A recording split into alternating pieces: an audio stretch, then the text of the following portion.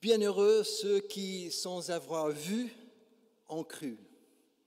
Voilà la promesse du Christ ressuscité qui termine ce récit d'apparition aux premiers disciples. Elle résonne encore aujourd'hui à travers des générations et des générations de croyants qui l'ont expérimentée. Et elle nous est destinée ce matin. Comme nous l'avons vu pendant ce temps pascal, dans notre lecture de l'évangile de Jean, les verbes voir sont habilement utilisés pour mettre en scène ce récit de la résurrection du Christ. Ce matin, nous avons l'ultime expression du verbe qui est toujours lié à une rencontre avec le Christ ressuscité et vivant dans ce témoignage des disciples auprès de Thomas. Nous avons vu le Seigneur. Thomas, lui, n'arrive pas à croire à partir de leur simple témoignage. Et nous, ce matin, quelle est notre expérience? Est-ce que nous arrivons à faire ce pari de la foi-confiance sans avoir vu comme les premiers disciples et simplement à partir de ce témoignage que nous avons dans le Nouveau Testament? Quels sont les obstacles qui nous en empêchent? Et quels sont les signes de la réalisation de cette promesse du ressuscité d'être bienheureux? Voilà quelques questions qui nous accompagneront dans notre réflexion ce matin. Pour les premiers disciples, il est assez facile de voir ce qui les empêche de croire. C'est la peur. Ils sont enfermés dans cette maison par crainte des autorités religieuses qui ont fait crucifier leur maître. Et ils ont peur de subir à leur tour le même sort. Et ils ont bien fermé à double tour la porte de la maison pour que personne ne puisse y entrer. Et cet enfermement par peur, cette porte tout verrouillée, symbolise pour nous ce matin ce qui nous paralyse, ce qui nous enchaîne, ce qui nous emprisonne dans la vie. Oui, au commencement de cette prédication, quelles sont les peurs qui nous empêchent d'avancer dans la vie, de faire ce pari de la foi confiance? Nous avons peut-être peur de l'inconnu, de lendemain, la maladie, la vieillesse, la dépendance, la fin de vie. Nous avons peut-être peur pour l'avenir de nos enfants, de nos petits-enfants, le monde difficile dans lequel ils vont vivre, leurs études, leur entrée dans le monde du travail, la question du chômage, la précarité de la vie, le coût de la vie. Nous avons peut-être peur du regard et du jugement des autres sur notre vie.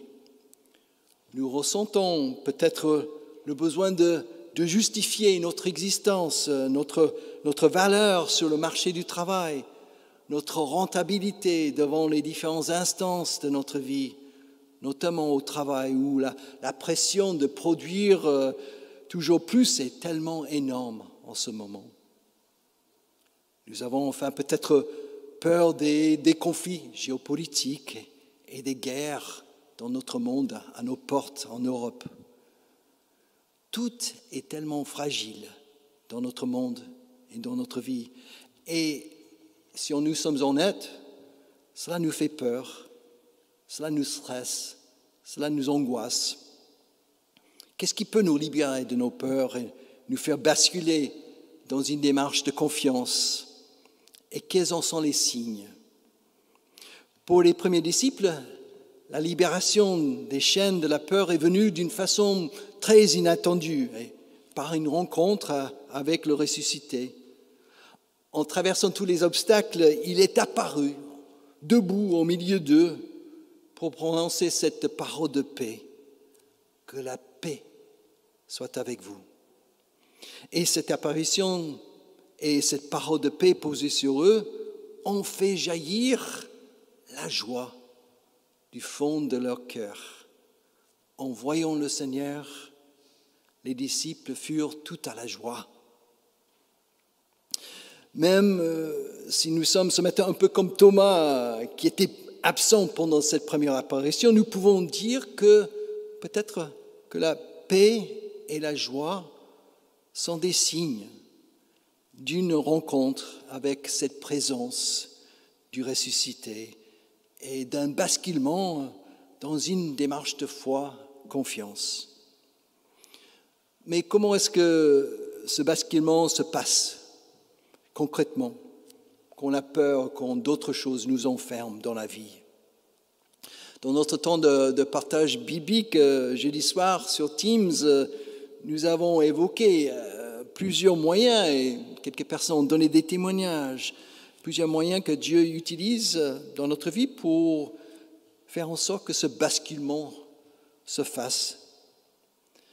C'est souvent dans une rencontre avec l'un de nos semblables où nous arrivons à partager notre peur que la paix et la joie adviennent.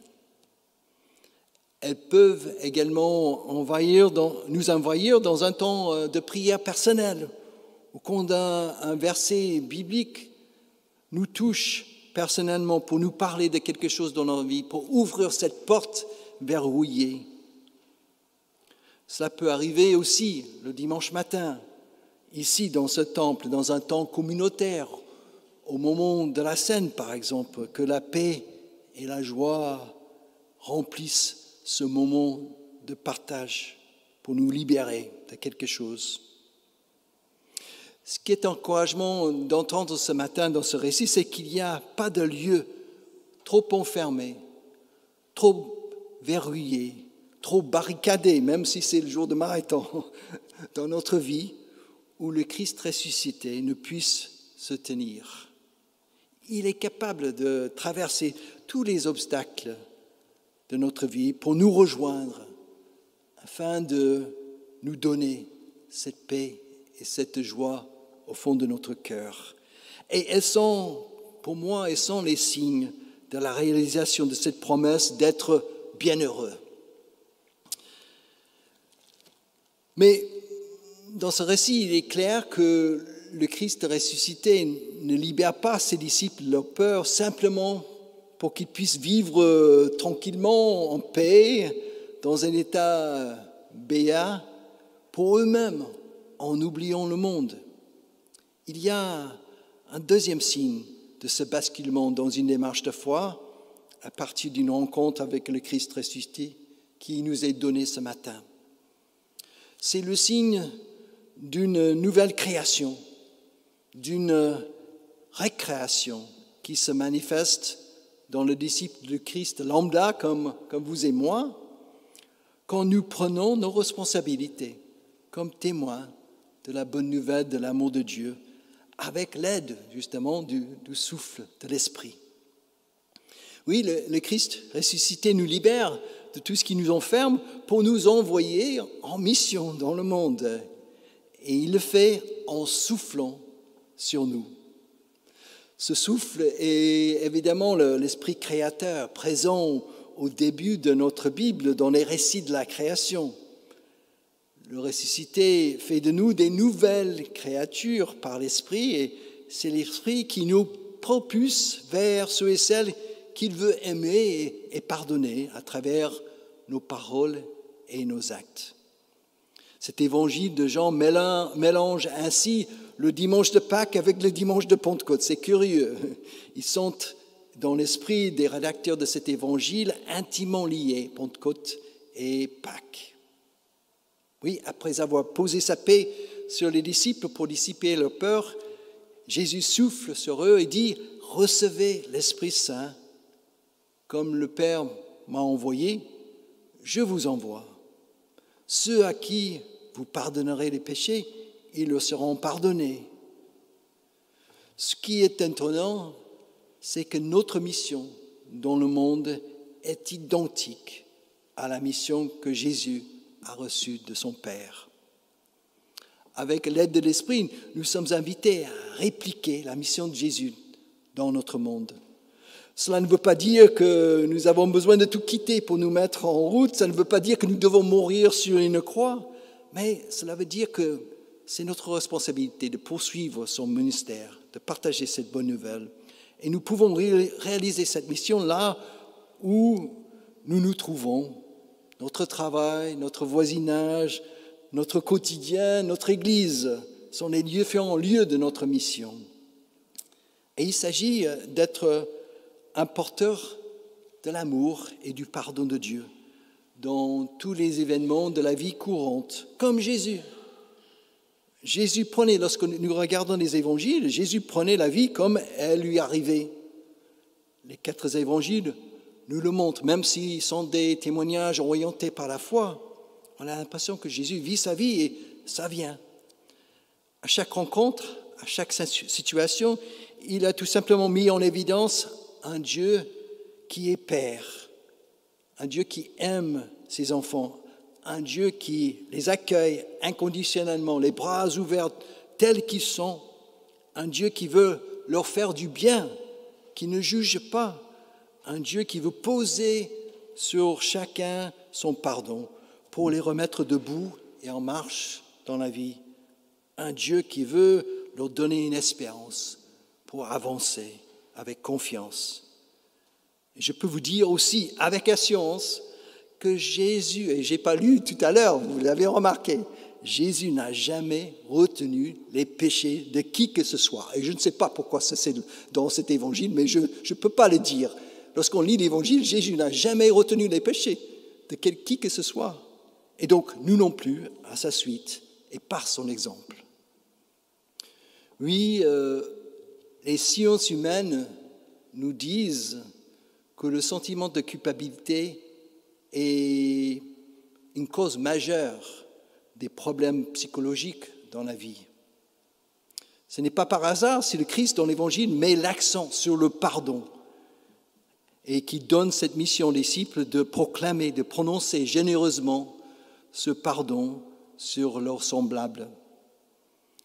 Le Christ ressuscité nous envoie guérir les blessés de la vie en leur disant « Oui, la culpabilité ne sert strictement à rien. Tu n'es pas parfait, tu le sais bien déjà, mais le Christ ne te demande pas d'être parfait.